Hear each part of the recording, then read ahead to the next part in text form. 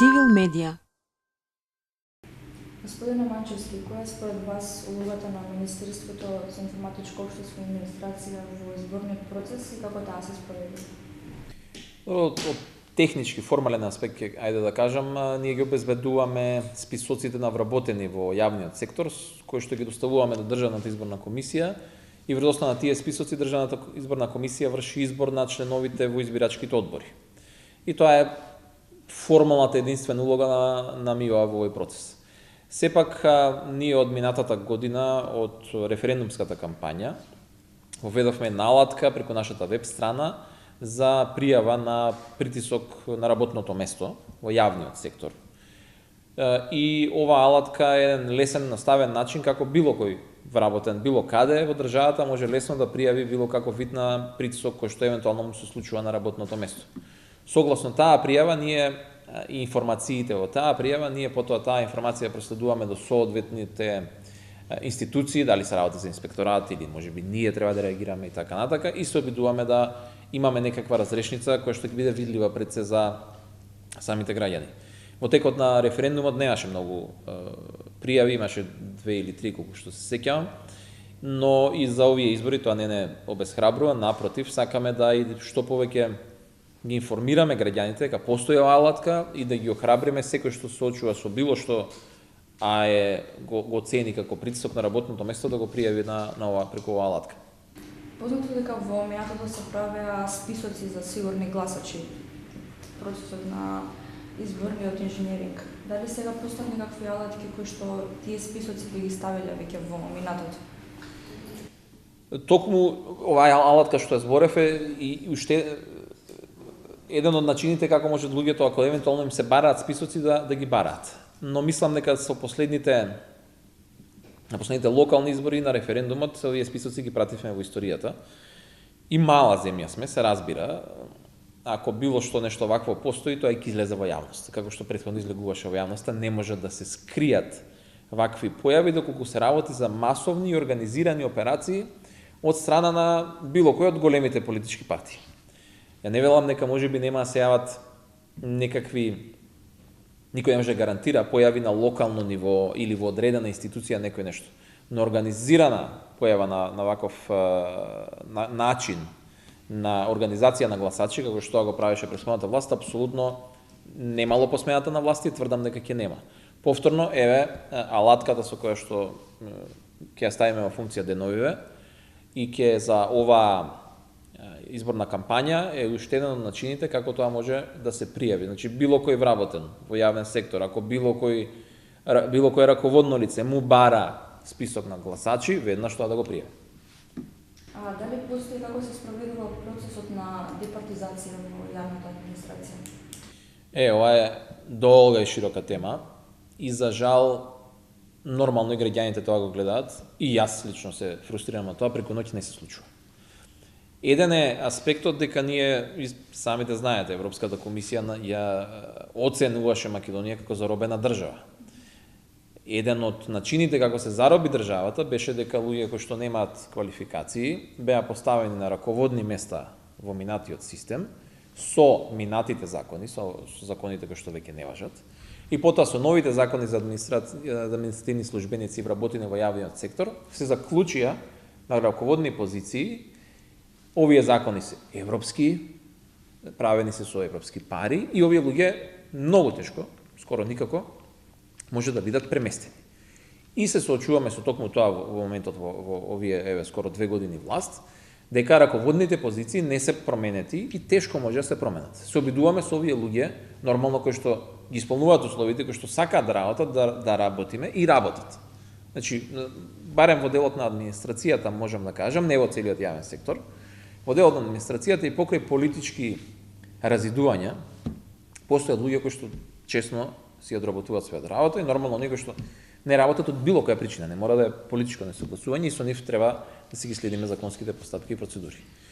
Каде гледам дека е нормално решението на проблемот, доколку обезбедиме департизација на раководните структури. Притисоците на вработените, политизацијата може да доаѓа од менаџментот, не може од некој подолу во иерархијата вработен. И затоа денес сосема случајно се погоди, на Енерго објавивме новиот предлог на закон за висока раководна служба, кој што воведува сосема нови стандарди за избор на раководни лица во државата. Нешто што до сега не само што не се спроведувало, но туку за многу луѓе ќе биде изненадување, затоа што вакви принципи на избор ретко каде да постојат. Навистина обезбедуваме сериозни механизми со кои што пред се функционерите, односно владата, нема да ја прави евалуацијата на кандидатите за висока раководна служба, туку тоа го даваме на луѓе што се експерти во таа област. Што мислам овде? Значи ќе се избере комисија, предлогот на законот тоа го предвидува, комисија за висока раководна служба. Изборот на оваа комисија ќе се врши во собранието на слична постапка како што тоа се правеше со изборот на членови на Државна комисија за спречување корупција. Јавно, транспарентно, отворено пред камери, сите луѓе да ги видат кои се овие луѓе. Оваа комисија ќе биде задолжена да врши евалуација, бодување, интервјуа на сите кандидати за менаџерски позиции. Ги опфаќаме позициите од државен секретар до се што е над раководител на секторот. Реално, значи, државните секретари и директорите во сите институции. Откако ќе направат евалуацијата и будувањето, оваа комисија, во која што ќе членуваат надворешни луѓе, не збориме за луѓе од институциите, од системот, ќе направи листа од 3 најдобри кандидати и ќе испрати до владата или соодветниот министер било кој што ја носи одлуката. И ние ќе можеме да бираме само од нив. Но граѓаните пред се ќе видат сигурни дека кој да изберат од тие 3, апсолутно ги задоволува сега значително повисоките, и тоа е предвидено во законот, критериуми, искуство и компетенции кои што ќе се бараат од луѓето кои што ќе аплицираат за овие раководни позиции. Процесот и процедурата е исто така јавна и транспарентна и мислам дека ќе не доведе до една сосема поинаква ситуација и впечаток на граѓаните за јавниот сектор. Потоа и овие луѓе со интегритет и со професионални квалификации ќе треба да го пресликаат надолу во системот. Докаде се реформите во Министерството за информатичко општество и администрација? Постои ли можност да се намали бројот на административците? Постои и по сам природен одлив. Ние ги следиме отприлика бројките, за жал. Јавниот сектор не е така атрактивен ако сте внатре, ако знаете каква е состојбата. Многу луѓе сакаат да влезат внатре, но оние кои што се внатре, често наоѓаат и многу подобра работа. Нашата администрација реално по години не е така млада. Просечната возраст е прилично висока и луѓето одат во пензија. И ние ако само продолжиме да вработуваме само според потребите на институциите, има и дополнителни механизми во стратегијата за реформа на јавна администрација, природниот одлив ќе си го направи своето. Сепак, ја предвидуваме и она мерка која што веќе имам кажувана, дека во моментот ги правиме и хоризонталната функционална анализа, но потоа ќе почнат и вертикалните функционални анализи во сите органи на државна управа, каде што точно ќе знаеме, со бројки, со име, со презиме, со квалификации, со образование, со искуство, кои луѓе се вишок, и се обраќаме до стопанските комори, каде што тие треба да ни дадат отприлика анализа каков тип на кадар и каде им фали. И да се обидеме да вишокот од јавниот сектор да се најде со потребата што е во приватниот сектор. Затоа ќе има помош од страна на државата, ќе биде на доброволна основа. И мислам, особено дека навистина комуницирам со стопанските комори, постои недостаток на работна сила таму, веќе. Многу луѓе за жал си одат од државата, тоа е факт. Особено веќе не зборуваме ни за само високо квалификувана работна сила, веќе е проблем, особено во Скопје се најде било каков работник. Зборувам за Скопје, во другите градови е друга состојбата. И јас сум уверен дека ќе имаме барем некаков успех. Нема гаранција. На крајот на денот нема гаранција. Може оваа, ја викам, вежба нема да ни успее. Ама ние да се обидеме, да ги направиме анализите, ќе се обидеме со приватниот сектор, зашто на крајот на денот ние како влада, ние сме левичарска влада, ние се бориме за нови работни места и за достоинствени работни места. Не ни е целта никој да остане на улица. Туку луѓето од јавниот сектор да ги ставиме во функција во приватниот сектор. Оваа мерка треба да е вин-вин-вин за сите. Државата добива помалце пари за плати, приватната фирма ќе добие поевтина работна сила, затоа што ќе добива сепак некакви субвенции од страна на државата за овие луѓе во одреден период на години. А работникот исто така сметам дека ќе добие пред се поголема искористеност и задоволство да работат, но и сигурност, затоа што, оваа влада реши, тоа е нашата политика, ние нема да отпуштаме. Особено затоа што можеме да сме обвинети за политизација, дека тоа го правиме партиско, но многу тука има опасности на таа. Ама таа анализа што ќе направиме ќе остане. Ќе дојде некоја следна влада и може да им каже на тие луѓе, ви благодарам, пријатно. Така што е многу по-добро да најдат искористеност, да најдат работно место каде што многу повеќе ќе биде цената на крајот на нивната работа. И гледам и трендовите со платите, веќе во приватниот сектор платата е поатрактивна отколку во најголемиот дел од јавниот сектор. Особено во она што е јавна администрација. И јас, можеби во минатото, кога не бев толку упатен пред 10 години во темиве, по администрација сметав се. Меѓутоа, јавната администрација реално се само луѓето во органи на државна управа, што едва и се околу 15.000, ако не можеби помалку, сега ги правиме анализите за оваа година. На нив паѓа најголемиот терет од реформите, преговорите, сите овие активности. Се друго, до 130-40.000, е јавен сектор. Образование, здравство, јавни предпријатија, локална власт. Тоа реално не е администрацијата, меѓутоа добро, граѓаните сите викаме администрација. И во администрацијата е многу помалку атрактивно.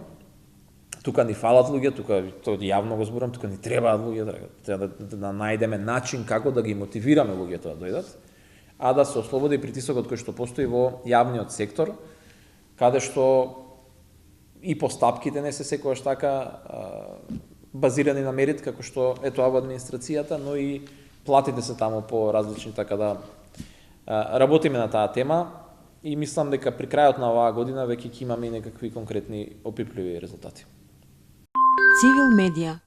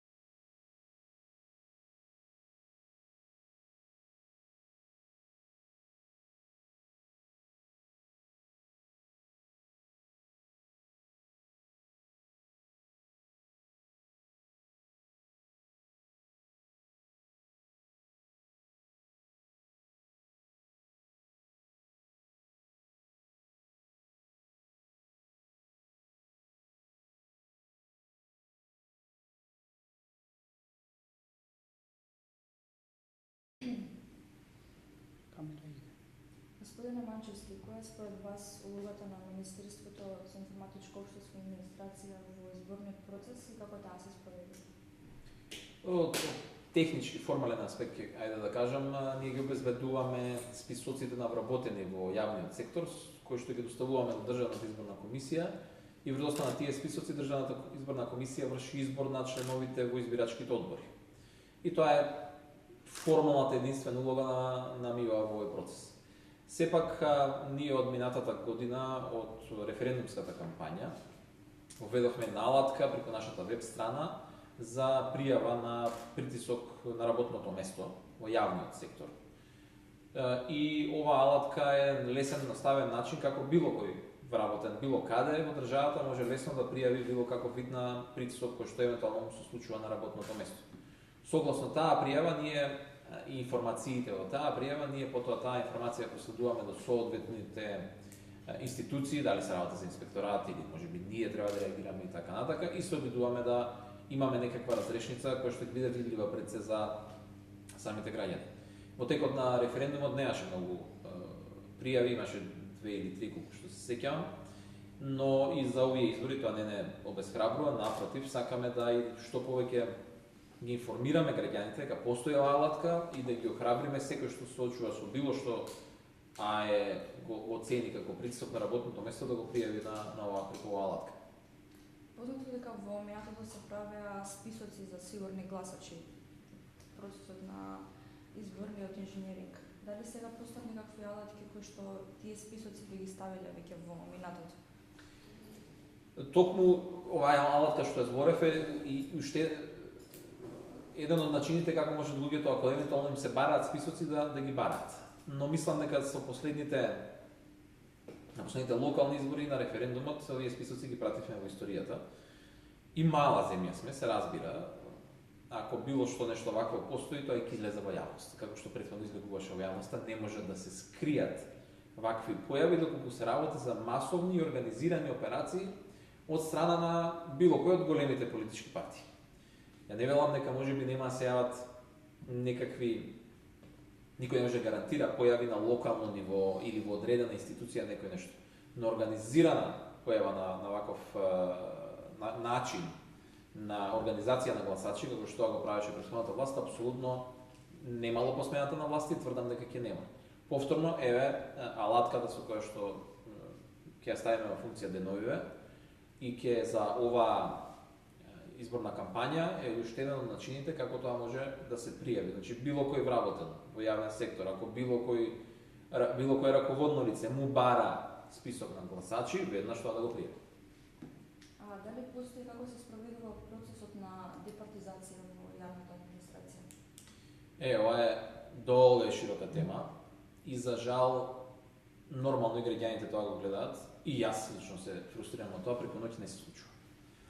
Еден е аспектот дека ние, сами да знаете, Европската комисија ја оценуваше Македонија како заробена држава. Еден од начините како се зароби државата беше дека луѓе кои што немаат квалификации беа поставени на раководни места во минатиот систем со минатите закони, со законите кои што веќе не важат. И потоа со новите закони за административни службеници и вработени во јавниот сектор се заклучија на раководни позиции. Овие закони се европски, правени се со европски пари и овие луѓе многу тешко, скоро никако, може да бидат преместени. И се соочуваме со токму тоа во моментот во овие скоро 2 години власт, дека раководните позиции не се променети и тешко може да се променат. Се обидуваме со овие луѓе, нормално кои што ги исполнуваат условите, кои што сакаат да работат, да работиме и работат. Значи, барем во делот на администрацијата можам да кажам, не во целиот јавен сектор, во делот на администрацијата и покрај политички разидувања, постојат луѓе кои што честно си одработуваат својата работа и нормално некои што не работат од било која причина, не мора да е политичко несогласување и со нив треба да си ги следиме законските постапки и процедури. Каде гледам дека е нормално решението на проблемот, доколку обезбедиме департизација на раководните структури. Притисоците на вработените, политизацијата може да доаѓа од менаџментот, не може од некој подолу во хиерархијата вработен. И затоа денес, сосема случајно се погоди, на ЕНР го објавивме новиот предлог на закон за висока раководна служба, кој што воведува сосема нови стандарди за избор на раководни лица во државата. Нешто што до сега не само што не се спроведувало, но туку за многу луѓе ќе биде изненадување, затоа што вакви принципи на избор ретко каде да постојат. Навистина обезбедуваме сериозни механизми со кои што пред се функционерите, односно владата, нема да ја прави евалуацијата на кандидатите за висока раководна служба, туку тоа го даваме на луѓе што се експерти на таа област. Што мислам овде? Значи, ќе се избере комисија, предлогот на законот тоа го предвидува, комисија за висока раководна служба. Изборот на оваа комисија ќе се врши во собранието на слична постапка, како што тоа се правеше со изборот на членови на Државна комисија за спречување на корупција. Јавно, транспарентно, отворено пред камери, сите луѓе да ги видат кои се овие луѓе. Оваа комисија ќе биде задолжена да врши евалуација, бодување и интервјуа на сите кандидати за менаџерски позиции. Ги опфаќаме позициите од државен секретар до се што е над раководител на секторот. Реално, значи, државните секретари и директорите во сите институции. Откако ќе направат евалуацијата и будувањето, оваа комисија, во која што ќе членуваат надворешни луѓе, не збориме за луѓе од институциите, од системот, ќе направи листа од 3 најдобри кандидати и ќе испрати до владата или соодветниот министер било кој што носи одлуката. И ние ќе можеме да бираме само од нив. Но граѓаните пред се ќе бидат сигурни дека кој да изберат од тие 3, апсолутно ги задоволува сега значително повисоките, и тоа е предвидено на законот, критериуми, искуство и компетенции кои што ќе се бараат од луѓето кои што ќе аплицираат за овие раководни позиции. процесот и процедурата е исто така јавна и транспарентна и мислам дека ќе не доведе до една сосема поинаква ситуација и впечаток на граѓаните за јавниот сектор. Тоа потоа и овие луѓе со интегритет и со професионални квалификации ќе треба да го пресликаат надолу во системот. Докаде се реформите во Министерството за информатичко општество и администрација? Постои ли можност видно да се намали бројот на административците? Постои и по сам природен одлив. Ние ги следиме прилика бројките, за жал. Јавниот сектор не е така атрактивен ако сте внатре, ако знаете каква е состојбата. Многу луѓе сакаат да влезат внатре, но оние кои што се внатре, често наоѓаат и многу подобра работа. Нашата администрација реално по години не е така млада. Просечната возраст е прилично висока и луѓето одат во пензија. И ние ако само продолжиме да вработуваме само според потребите на институциите, има и дополнителни механизми во стратегијата за реформа на јавна администрација, природниот одлив ќе си го направи своето. Сепак, ја предвидуваме и она мерка која што веќе имам кажувана, дека во моментот ги правиме и хоризонталната функционална анализа, но потоа ќе почнат и вертикалните функционални анализи во сите органи на државна управа, каде што точно ќе знаеме со бројки, со име, со презиме, со квалификации, со образование, со искуство, кои луѓе се вишок, и се обраќаме до стопанските комори, каде што тие треба да ни дадат од прилика анализа каков тип на кадар и каде им фали.